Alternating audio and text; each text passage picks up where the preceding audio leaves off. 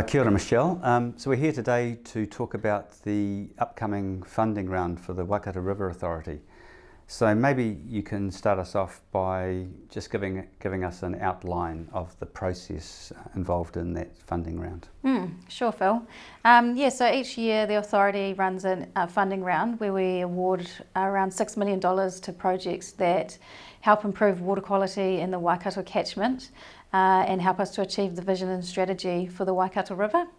So the funding round opens around June each year and closes early to mid-August. It's an online process, so people will need to go into our website and go to the funding applications page and check out our online application form. There's also basically everything they need to know about the funding round, our criteria, the kinds of projects that we're looking for applications for that year, and people should have a look at our funding strategy. So each year we produce a little funding strategy booklet. We upload the new version each year onto that website. So it seems like if the website's a good place to start if you're thinking about a project? Yes, absolutely. If people have a project idea, I think probably go to the website first, have a look at the funding strategy, see how that project might align with our priorities. If they're still not sure, give me or one of the team members a call. I'm happy to have people just bounce their ideas off us, or even send an email if that's easier, and just we can kind of give them a steer whether it's something that would likely be funded or how they might be able to shape it a little bit differently to fit our criteria a bit better. So if you're thinking about a project, do you have to have funding from other parties before you approach the River Authority for funding? So we do recommend that applications have at least 50% funding from other sources. There are some exceptions for applications that are led by iwi authorities, river iwi authorities, or marae or hapu groups. So if you're one of those groups, probably come and have a chat to me and I can explain in a bit more detail what the requirements are around co-funding. But for the majority of projects, we recommend 50% of co-funding from other sources, and that can be a mixture of cash and in-kind. So, for example, if you're a landowner putting in an application and you're going to be doing some fencing and you're going to be doing that yourself, your own labour, then that can be costed in as an in-kind contribution. And if you've got cash funding from another funder perhaps, then that contributes to cash co-funding. So you add those two together, and if that comes to around 50% or more, then you're good to go. So how much can I apply for? So we have got projects from as little as kind of a few $1,000s through to over $1 million. So it really depends on what it is that you're wanting to do and how it fits with our priorities. You can apply for 5 years worth of funding in one go, and we do recommend people who are doing projects, particularly planting projects where you need to have kind of a few years to get those plants established. We do recommend that people do follow through and apply for 3 to 5 years worth of funding, just to allow time to be able to do the maintenance on those kind of projects. And obviously if you're applying for 5 years worth of funding, that will be a larger application than if you were applying for just 1 year's worth of that project funding.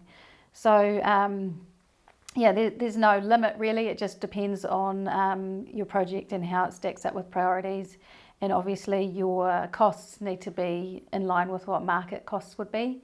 But if you're not sure about that, then just contact us and we can have a conversation about it. So is it a difficult process applying for funding? It takes time. Like I'll be honest, like it's not a quick form to fill out.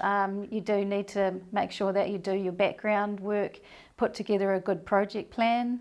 I think the application form is much easier to fill out if you have a really good plan written down on paper. We do ask for people to provide evidence of support from river iwi, and so it takes time to engage appropriately with river iwi, and we also do ask that people talk to the landowners and get if their project's on private land, then make sure that they get appropriate permissions and provide evidence of those permissions.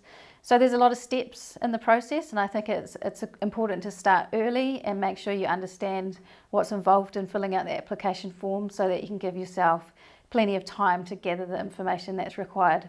And once you have all the information, it's not too difficult just to get it all in that application form.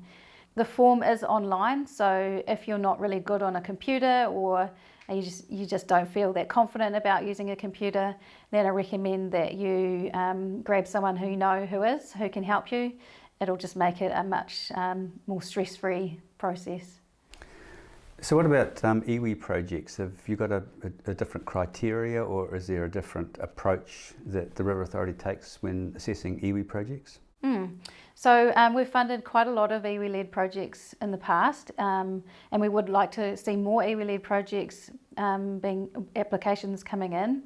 We're a co-governance organisation. Obviously, we were set up through a treaty settlement with Waikato Tainui and other river iwi, and so part of our criteria involves looking at how projects give effect to iwi environmental plans. And we also have a criteria around whether your project engages river iwi or they are involved in the project. So you will score more favourably through our process if your project's undertaken in collaboration with local iwi. So are there any particular projects that you could highlight, that you'd like to highlight? I mean, obviously, the River Authority's funded a lot of projects to date. We certainly have funded a lot of projects. There's just so many. I could just give you an example of some of the things that we've funded. We've got really large catchment scale projects where we're funding kind of 50 to 100 landowners to undertake work on their properties that will help improve water quality and reduce the impacts that farming has on water quality. And then we have, smaller projects which are about restoring kind of mihinga kai sites for iwi, capturing iwi cultural and historic knowledge in relation to the Waikato River and waterways that feed into the river.